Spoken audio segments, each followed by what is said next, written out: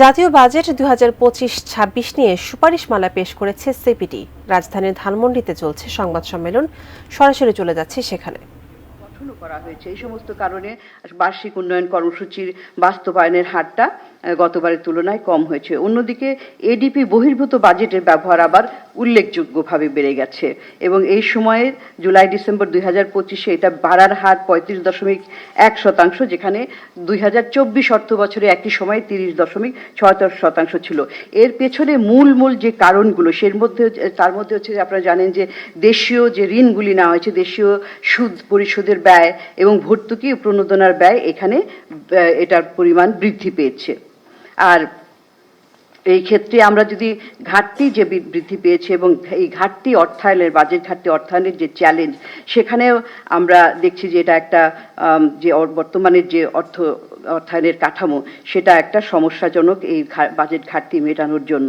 জুলাই-ডিসেম্বর ২০২৫-এ budget ঘাটতির পরিমাণ আপনারা দেখবেন যে এখানে আছে ২৯,৫২৭ কোটি টাকা, যেটা কিনা ২০২৪-এ একই সময়ে অনেক বেশি কম ছিল, প্রায় 1/4 মতো, ৭,৩২১ কোটি টাকা। এবং এই ঘাটতির প্রধান উৎস, ঘাটতির অর্থায়ন, যে বাজেট ঘাটতি অর্থায়ন মূল উৎসটা ছিল যে বাণিজ্যিক ব্যাংকগুলো থেকে ঋণ গ্রহণ করা, এবং এর ফলে আমরা দেখেছি যে বেসরকারি খাতে ঋণের প্রবাহ কমেছে এবং সুদ পরিশোধের দায় আরও বেড়ে গেছে।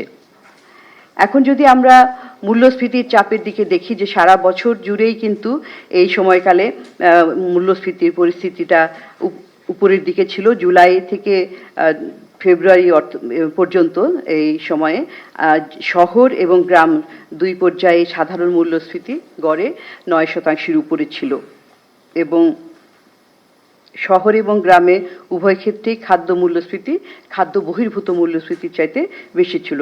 একটা বিষয় উল্লেখযোগ্য যে এখানে গড়ে কিন্তু গ্রামাঞ্চলে মূল্যস্ফীতির হার শহরের তুলনায় বেশি।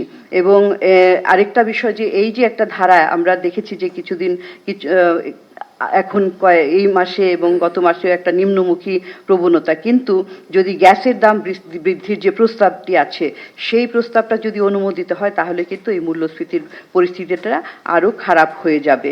এবং আরও বিষয় রয়েছে যে আমাদের অর্থনীতি তো এখন যে ভূ রাজনৈতিক অবস্থার কারণে অনেক ধরনের অনিশ্চয়তার মধ্যে পড়ে গেছে, বিশেষ করে বাণিজ্য শুল্ক যুদ্ধ যেটা শুরু হয়েছে বিশ্বব্যাপী, সেইখানে আমাদের পরিস্থিতিটাও কিন্তু অনেক জটিল হতে পারে।